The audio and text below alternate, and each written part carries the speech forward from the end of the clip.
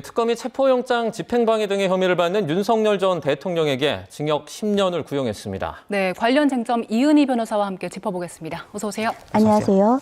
자, 먼저 특검의 구형량을 좀 보시고 예상하신 그 정도 수준이었습니까? 사실 5년에서 10년 정도 구형할 거라는 예상은 대부분들 하시지 않았을까 싶습니다. 다만 좀 예상했던 것보다는 좀 더 높게 구형을 한 부분이 있는데 네. 그건 아마도 이 재판을 진행하면서 이 피고인이 보여준 태도, 어떤 반성의 정도 이런 것들이 많이 감안된 게 아닌가라는 생각을 해봤습니다. 예. 오늘 구형량을 좀 세부적으로 보면 크게 3개로 나눴거든요. 네. 어떻게 구성이 됐습니까? 그 많은 국민분들도 기억을 하실 텐데 이 작년 12월 말부터 그 올해 1월 초까지 이제 구속영장, 체포영장 뭐 이런 청구와 관련해 가지고 이제 그 관저를 사이에 두고 이제 공수처 쪽과 그 윤석열 그 전 대통령의 경호처가 이제 대립을 했잖아요. 이제 이 과정에서 되게 여러 가지 불법 지시나 불법적인 행동들이 있었기 때문에 그것과 관련해서 이제 그 특수 공무집행 방해죄 혐의가 있었고요. 그리고 이제 그 국무회의 같은 것들을 소집하고 뭔가를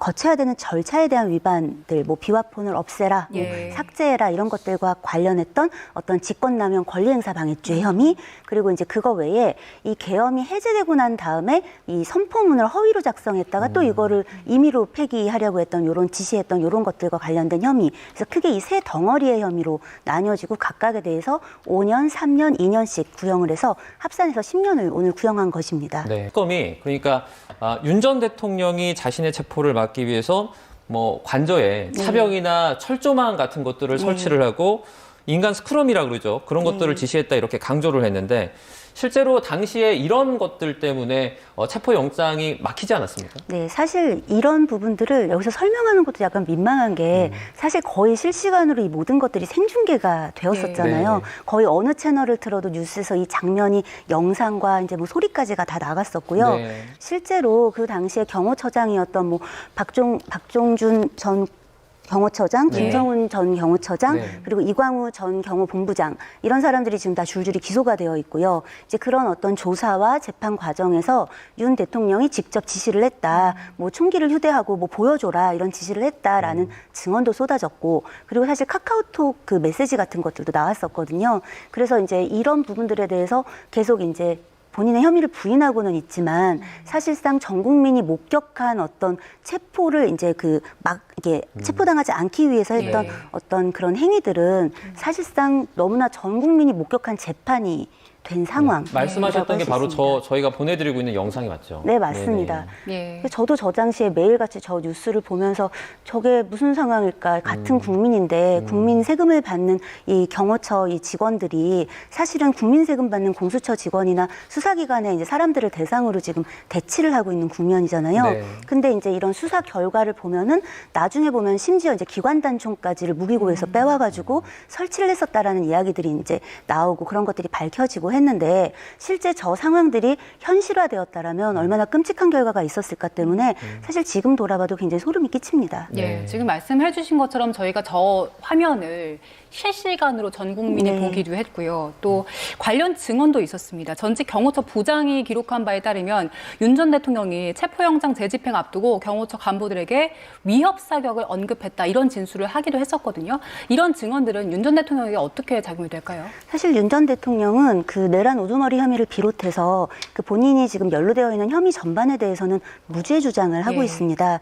그래서 이제 그 증인으로 나온 어떤 누군가의 입에서는 피고인 책임을 그 부하들에게 전가하시려는 건 아니죠라는 되게 유명한 그 짤이 돌기도 할 정도였는데요. 지금 그래서 이 경호처 어떤 직원들의 이야기는 우리는 지시를 받고 했다. 우리가 지시가 없었다면 이렇게 했겠냐. 우리가 했던 모든 행위들, 그러니까 물리적인 유형력을 동원했든 우리가 뭐 총기를 휴대하는 거를 뭐 이제 노출시켰든 했던 모든 것들은 사실 지시에 의한 거였고 그 재가가 있었던 거였다라는 거였고 윤 대통령은 그걸 이제 부인하고 있는 거예요. 하지만 이 혐의를 벗어나기는 좀 어려울 것으로 보입니다. 네. 저희가 오늘 이제 윤 전 대통령 결심 공판이고 구형도 지금 이루어지지 않았습니까?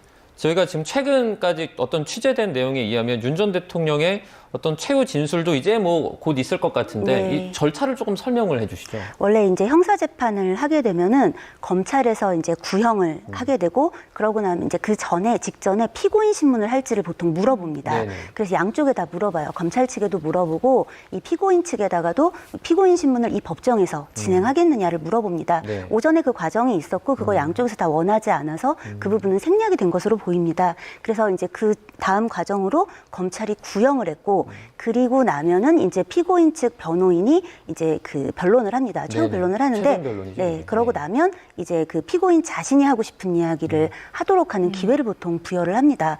보통의 경우는 크게 두 가지로 나뉘겠죠. 억울합니다. 저는 이 일을 안 했습니다. 이렇게 하던가 네. 아니면 제가 다 잘못했으니 한 번만 선처를 해주시면 열심히 살아보겠습니다. 네. 이거를 하게 되는데 사실 이 재판은 계속해서 부인을 해봤기 때문에 이제 전자의 것을 할 것으로 보이고 사실은 그것 때문에 오늘 구형도 좀 세게 나온 게 아닌가 예. 이렇게 연결이 되어 있다고 보여집니다. 예, 윤 전 대통령 말씀하신 것처럼 자신의 혐의에 대해서 무죄를 주장하고 네. 있기도 하고요. 지난 그 공판 기일 때는 내란 사건 재판보다 이걸 좀 더 뒤에 선고를 해달라. 그러니까 좀 재판을 지연하려는 취지의 발언도 했었거든요. 하지만 재판부에서는 1월 16일에 선고를 하겠다라는 취지의 이야기를 했습니다. 재판부가 윤 전 대통령 측의 요청을 받아들이지 않은 이유는 뭡니까? 사실 양쪽 다 이 저간에 깔려있는 가장 중요한 부분은 구속기한의 문제로 보입니다. 왜냐하면 1월 18일이 구속기한 만료일입니다. 그러니까 만약에 1월 16일에 선고를 하지 않게 되면 일단 풀어줬다가 다시 뭐 집행을 하든가 해야 되는 상황이 생기는데 그 부분을 피고인 측은 갈망할 거고 이제 법원 측에서 재판부 측에서는 우려할 수밖에 없겠죠. 왜냐하면 여태까지 그 일어난 상황들이 보면 예. 모두 이 체포나 이 구속을 이제 당하지 않으려고 했던 어떤 여러 가지 일들도 있었고 그런 것들이 사회적 혼란을 가중한 것도 있었고 다른 재판에 주는 영향도 있을 테니까요. 그래서 이제 이 부분에 대해서 재판부는 사실상 내란 재판과 현재 이 혐의 자체는 그 연관성이 뭐 이렇게 딱 붙어 있는 게 아니기 때문에 상관없다. 이렇게 이제 선을 그은 상황이고 네. 특검법 여러 가지 관련 법규상도 이 기간을 넘길 수가 없다라는 이제 입장을 취하고 있는 상황입니다. 그 혐의 얘기를 조금 더 해볼게요. 그러니까 체포방해 혐의 말고도 저희가 비상계엄 당시에 네. 국무위원들의 어떤 계엄 심의나 의결권을 침해한 혐의, 네. 그리고 허위 계엄 선포문을 폐기한 혐의 이런 것들도 있잖아요. 그 이제 어떤 헌법 82조 뭐 이런 조항을 보면은 모든 국법상의 행위를 할 때에는 국무위원이 그 사인을 해야 됩니다. 예. 그 부분들이 이제 절차상 중요하게 이제 규정되어 있어요. 그걸 네. 어기면 위법한 게 되는 겁니다. 그런데 이때 이 계엄을 할 때 국무회의를 소집한다고 했지만 자기가 원하는 사람만 부르고 자기가 원하지 않는 사람은 배제합니다. 그리고 이제 헌법재판소에서도 이 탄핵 관련 이 판결을 하면서 이 결정을 할 때 그 판결문 안에다가도 이야기를 하고 있는데 이 국무회의라는 것이 회의라는 이 정당성을 가지려면 의견을 자유롭게 개진하고 이런 부분들이 토론이 되고 자유로운 의사에 의해서 이제 사인을 하고 뭐 이렇게 돼야 되는데 네. 그게 되지 않은 거예요. 그래서 이런 부분이 결국은 직권을 남용해서 그 국무위원들의 권리를 이제 할 수 있는 것들을 침해한 것이다라는 이제 이 부분에 혐의가 하나 있는 것이고요.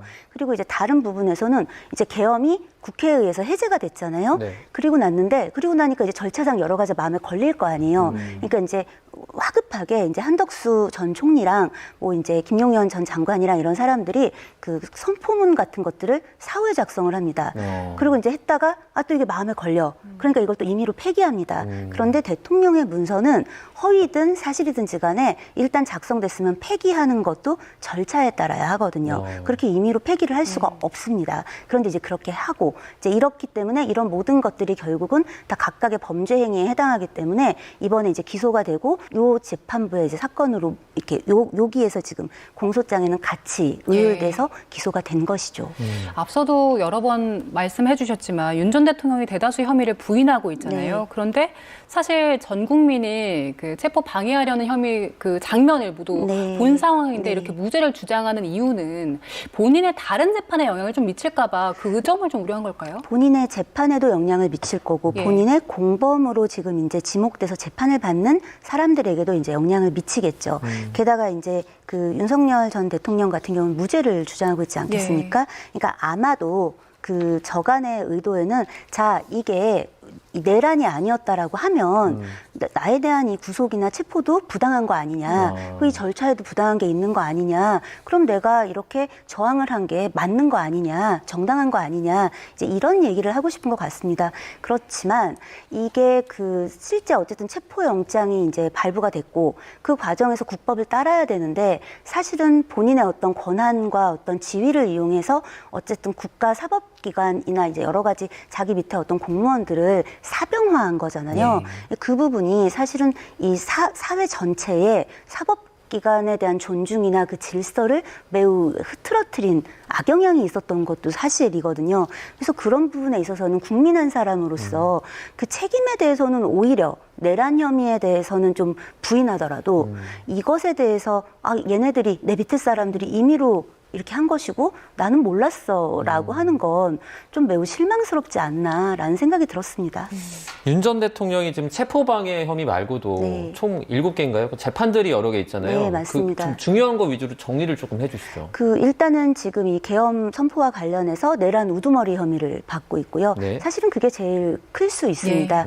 그리고 이제 이런 이 계엄의 어떤 계엄 선포를 한 거에 정당성을 확보하느라고 이제 뭐 북한에 이제 무인기를 띄운다든가 이제 도발을 유도했던 어떤 이런 정황들과 관련해서 일반 이적죄 혐의도 받고 있고요. 네. 최상병 지금 특검이 이제 계속 진행되고 뭐 이러고 있는데 그것과 관련해서도 이제 좀 위법한 지시, 개입 했던 이런 것들과 관련된 혐의도 있고요. 그래서 이런 여러 가지 그리고 이 지금 계엄과 관련해서 좀 그 불법적인 지시를 하고 뭔가 이렇게 이제 체포를 이제 그 당하지 않으려고 했던 여러 가지 혐의들과 관련해서 이제 부수적인 재판들이 이어지고 있습니다. 네. 네.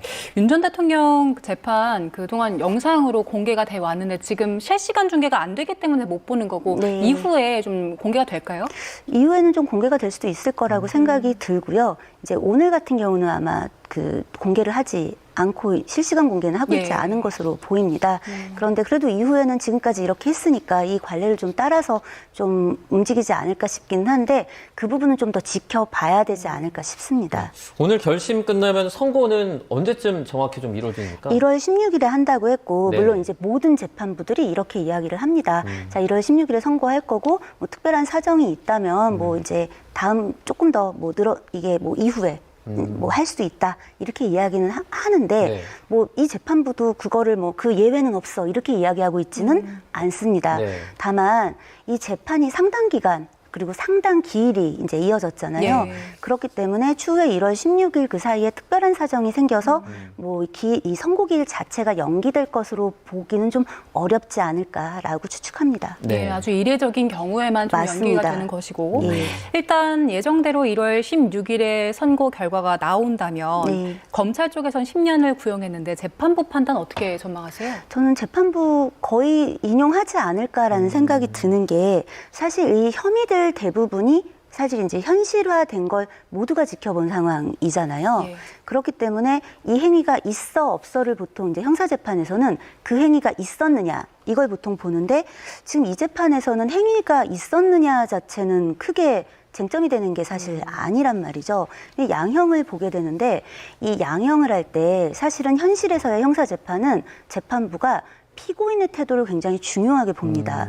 그래서 우리가 유명인들의 재판에서 보면은 수사 과정까지 막 피해자 비난하면서 뭐 이제 나 안 했어 혹은 뭐 우리는 그런 관계가 아니야 뭐 이러면서 범죄 혐의를 부인하다가도 네네. 돌연 재판에 가가지고 다 잘못했습니다 하고 자백 반성하는 걸 흔히 보게 되거든요. 그 이유가 뭐냐면 자백하고 반성하는 태도가 이제 재판부가 감형을 하는데 굉장히 많은 영향을 주게 됩니다. 그런데 이제 이 사건 같은 경우에는 윤석열 전 대통령이나 본인 자신을 비롯해서 이제 그 변호인단들이 이제 이 재판부를 존중하느냐의 태도의 정도, 그다음에 이 재판을 진행하는 어떤 과정에서 보인 태도 같은 것들이 전혀 반성하고는 좀 상관이 없잖아요. 그렇기 때문에 아마도 그런 부분들이 양형에도 반영이 될 것으로 보입니다. 네, 알겠습니다. 저 윤 전 대통령 재판 관련해서 저희가 자세하게 짚어봤습니다. 이은희 변호사와 함께했습니다. 고맙습니다. 고맙습니다.